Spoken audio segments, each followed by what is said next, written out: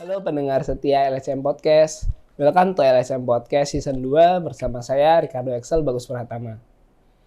LSM Podcast adalah sebuah platform di mana kita dapat belajar mengenai logistik dan supply chain management bersama dengan para ahli di bidangnya.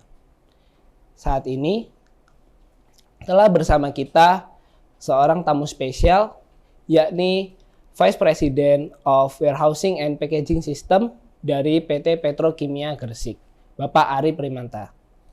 Selamat pagi Pak Ari. Selamat pagi Mas Axel. Bagaimana kabarnya Pak? Alhamdulillah baik. Mas Axel gimana kabarnya nih? Baik juga sudah Pak.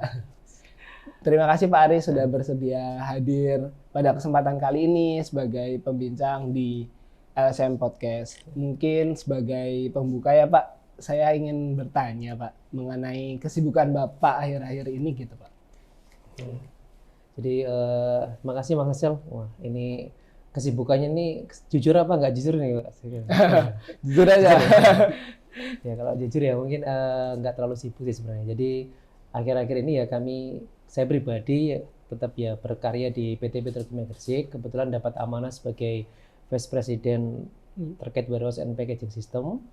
Yang kedua juga cukup banyak sih. Kalau akhir-akhir ini kebetulan saya juga bina panahan ya di Gresik ya. Bina panahan insya Allah di akhir minggu ini kita mau meluncurkan atlet yang akan berlaga di Porprov di Jawa Timur ini. Mohon doanya juga ini untuk para pemirsa ini. Mumpung disaksikan puluhan ribu orang ini.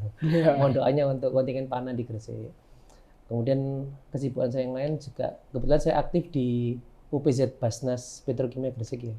Jadi di UPZ Basnas itu kami mengelola dana zakat dari karyawan untuk disalurkan ke sekitar perusahaan atau sesuai yang membutuhkan.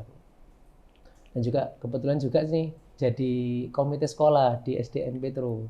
Jadi mungkin kalau teman-teman yang di Gresik atau apa barangkali butuh alternatif sekolah ya bisa coba di SDN Petro.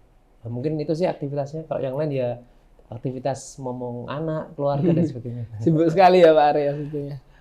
Sibuk sih ya nggak wajar lah Mas Axel ya. Kalau Mas Axel kesibukannya apa ini? Gantian saya tanya. Kalau saya di sini sebenarnya kesibukan dari asisten laboratorium, terus saya juga sedang jadi ketua di salah satu student chapter di ITS sih Pak. Nah bagus sih. Jadi menurut saya memang mahasiswa itu merupakan saat yang pas ya buat kita semua untuk belajar ya. Kadang-kadang kita harus belajar hard skill, juga penting soft skill. Jadi yang dilakukan Mas Axel ini udah keren banget. Kebetulan dulu saya juga alumni Teknik Industri ITS tahun angkatan 2006 sama Bu Dewanti ya. Kebetulan beliau sekarang lagi studi di overseas ya. Jadi kita doakan juga cepat selesai. Kemudian saya ngenyam pendidikan MMT tahun 2021 kemarin. MMT kebetulan ngambilnya terkait dengan data analytics. Data analytics. Mungkin itu sih. Dari kalau dilihat itu sebelumnya Bapak juga sempat ada pengalaman kerja di bidang produksi gitu ya Pak ya. Mungkin bisa diceritain dulu Pak, kok bisa dari semua pengalaman karirnya hingga sekarang akhirnya memutuskan berkecimpung di warehousing gitu Pak. Siapa? Ini pertanyaan menarik juga ya teman-teman. Jadi kadang-kadang mungkin sebelum ke teknis ya, ke filosofinya dulu nih. Kadang-kadang kita nggak pernah tahu ya. Kita dapat rezeki di mana, kita dapat kesempatan di mana, tapi apapun itu kita harus ambil kesempatan dan memberikan yang terbaik sesuai dengan kemampuan kita. Ya benar sih Mas Axel, dulu saya pernah sebelum di Petro saya kerja di salah satu perusahaan ini ya manufaktur internasional ya di Tangerang ya. Di sana memang kesempatan yang ada itu sebagai quality engineer awalnya, quality engineer. Jadi quality engineer sebenarnya kalau dari segi keilmuan teknik industri sebenarnya agak di luar. Tapi ya itu ya alhamdulillah di teknik industri ini kan kita dapat banyak.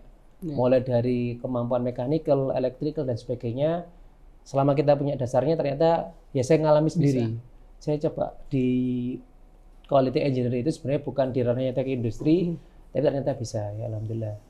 Jadi yang paling penting buat teman-teman semua dan saya sendiri ya mengingatkan ya bahwa yang paling penting adalah kemampuan dan keinginan untuk belajar dan berkembang.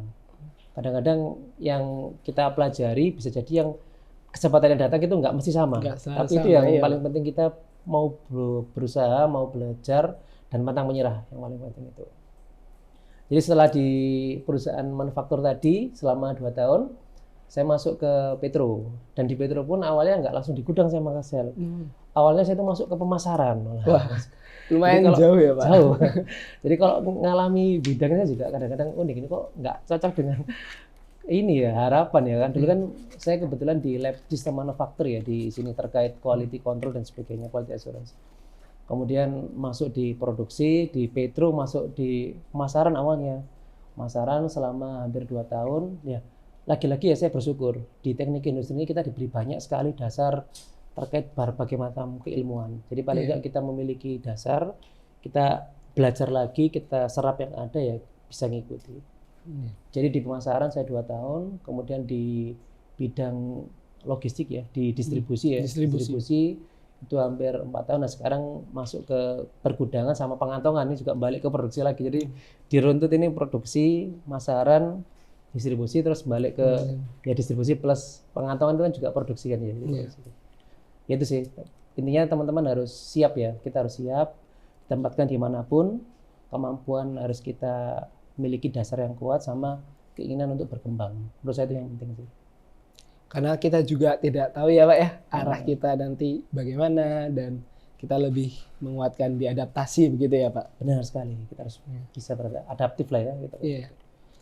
Mungkin jikalau boleh mendalam Pak tentang pergudangan, apa sih Pak menurut Bapak yang membuat pergudangan itu penting buat keberlangsungan dan kelancaran prosesnya industri pupuk Pak?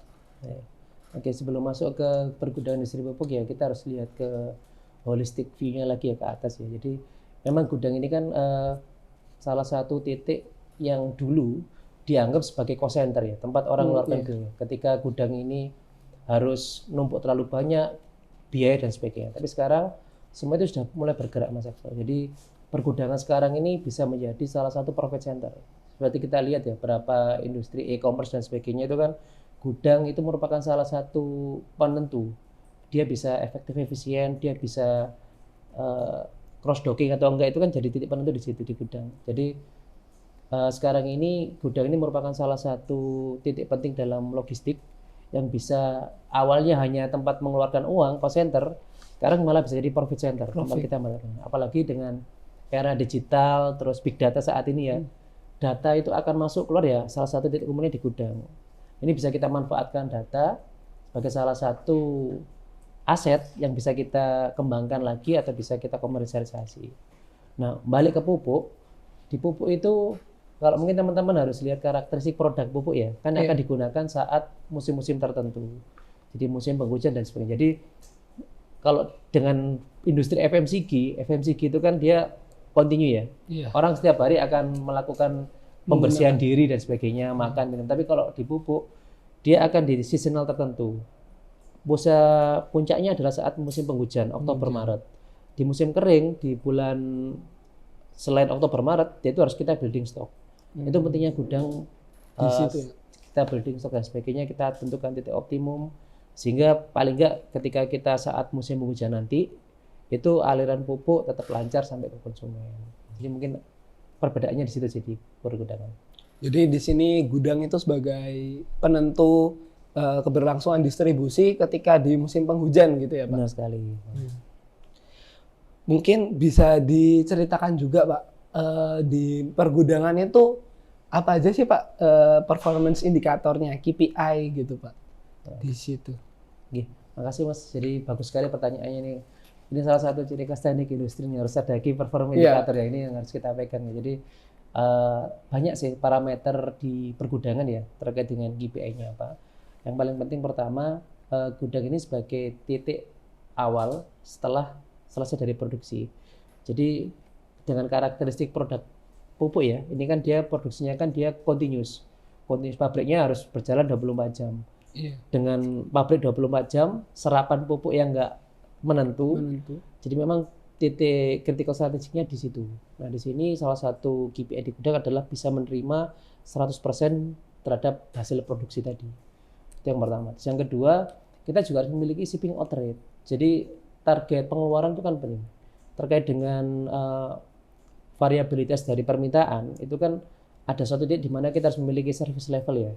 Service level agar ketika ini service level nggak tercapai, biar yang rantai selanjutnya ini nggak terganggu. Tidak terganggu. Nah, dari itu kita harus punya SLA terkait dengan shipping out rate. Nah, kebetulan di Petro ini kami memiliki target shipping out rate untuk in-bag itu sekitar di angka 12.500 ton per hari loh ya. Per hari. Per hari nih, kebayang nggak?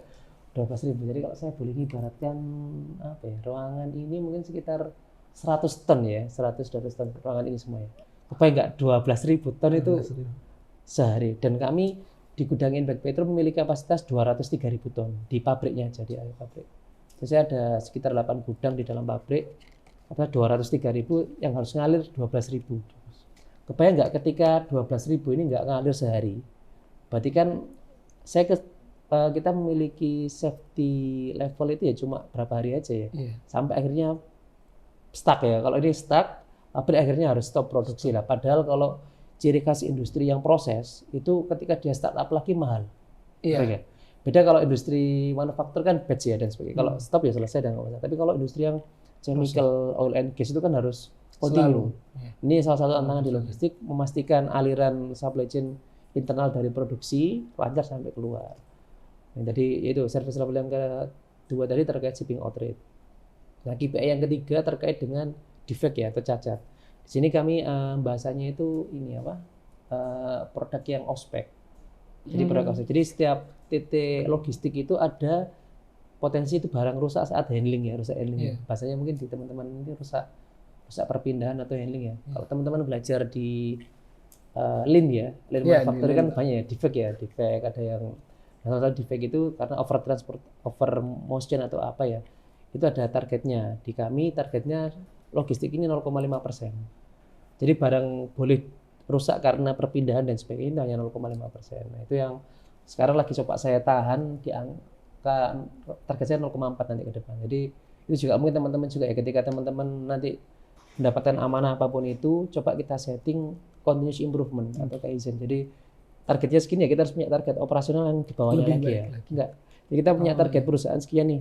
Kita harus punya target operasional RKO kita di angka lebih bawah lagi. Nah, ini juga buat teman-teman nanti ya, ketika teman-teman di industri atau apa, target dari perusahaan sekian, teman-teman harus punya target operasional yang harus dijaga di unitnya teman-teman sendiri. Jadi kita KPI yang ketiga terkait defect rate tadi ya. Defect karena handling tadi. Mungkin overall itu yang lain ya banyak ya terkait dengan inovasi, kesehatan dan sebagainya, mungkin normatif ya, tapi yang paling penting di gudang ya tadi itu. Ya. Jadi mungkin berarti saat ini itu menjadi faktor penentu penting ya Pak dalam saving cost begitu ya. Jadi di mana kita bisa memperoleh profit lebih dari pengelolaan gudang yang baik di sini. Ya. Profit lebih dan menghemat pengeluaran ya, cost ya, cutting cost ya gitu. Jadi cutting expense terkait dengan produk rusak, terus dengan tidak perlu menambah sewa gudang lagi, itu yang menghemat biaya juga menurut saya juga penting. Lalu Pak, mungkin terdapat perbedaan ya Pak pada sistem gudang dulu dengan sekarang begitu Pak.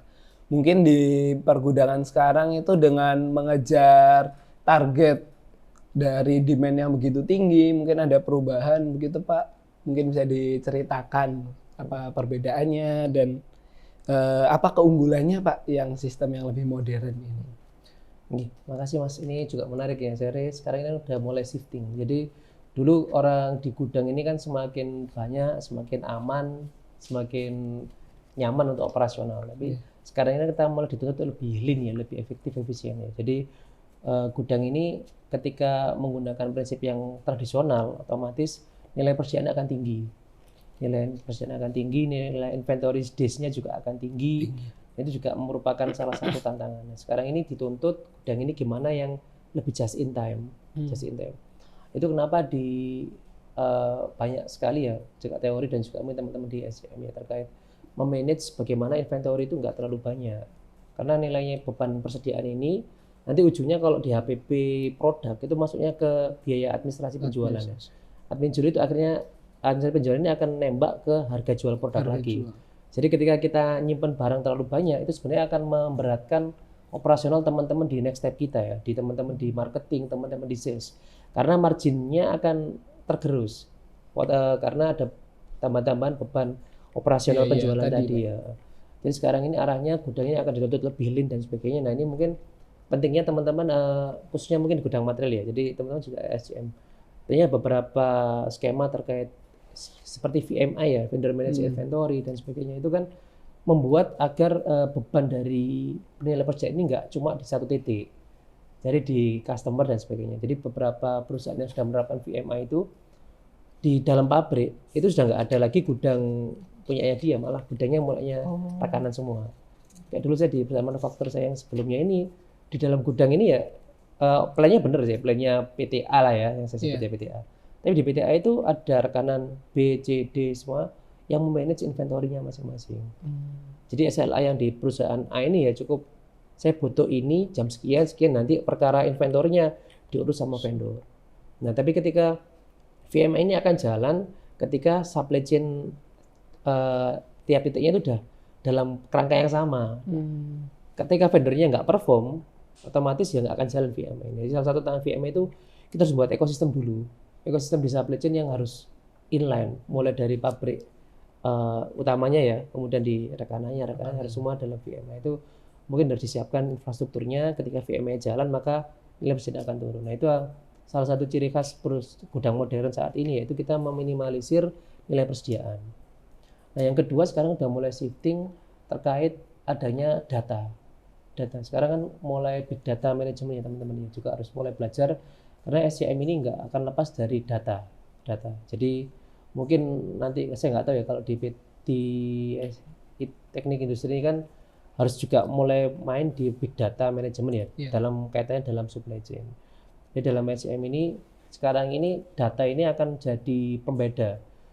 Jadi ketika teman-teman nanti di gudang dan sebagainya kita akan mulai gerak forecastingnya itu lebih ke depan lagi ya. Jadi kita menggunakan data analytics untuk memforecasting jumlah penyerapan, apa. Nah ini sekarang udah mulai data. Dan sekarang toolsnya juga udah mulai banyak. Dan setiap pergerakan material itu menimbulkan data ya teman-teman. Nah itu kenapa kok beberapa perusahaan marketplace ya dan sebagainya itu mereka akan menang karena dia memiliki big data yang banyak terkait dengan resource, terkait dengan konsumen dan sebagainya yang akan bisa dikomersialisasi itu juga. Jadi sekarang gudang ini akan jadi salah satu titik di mana kita bisa ngambil data untuk bisa menjadi keputusan manajemen. Jadi itu perbedaan gudang tradisional sama gudang modern. Sekarang sudah mulai main di big data. Bahkan di proyek saya yang terakhir teman-teman, saya coba mengembangkan supply chain pengukuran performa SCM dengan machine learning ya, dengan data analitik ya. Jadi kita lihat performa dari tiap-tiap transporter yang ngambil di gudang saya lihat nilai performanya itu ternyata dipengaruhi oleh parameter apa? Parameter hari, parameter jenis pupuk dan sebagainya itu. Akhirnya kita lebih. Jadi gudang jangan pasif. Jadi gudang ini harus lebih advance. Jadi harus bisa lebih bergerak lagi ke arah prediktif sehingga operasional gudang jauh lebih hemat lagi. Jadi dua poin itu menurut saya yang pergeseran antara gudang tradisional dengan gudang modern, Mas. Berarti keterlibatan vendor itu sangat besar ya Pak ya di modern. Dan kita jadi jauh lebih bergantung juga ya Pak pada data untuk optimalisasi. Benar. Dan sekarang eranya supply chain ini persaingan kan bukan di perusahaan ya, tapi di antar rantai pasok. Rantai pasok A melawan rantai pasok B dengan komponen vendor-vendornya dia, komponen vendor kita. Jadi kenapa kok berapa kali di perusahaan itu kita berusaha maju bareng ya? Karena ketika supply chain kita nggak perform, dampak yang paling berat tetap di konsumen kita kan ya. Jadi kita harus majunya bareng. Itu kenapa di Petro maupun di perusahaan saya sebelumnya itu kita harus memanage vendor itu dengan baik.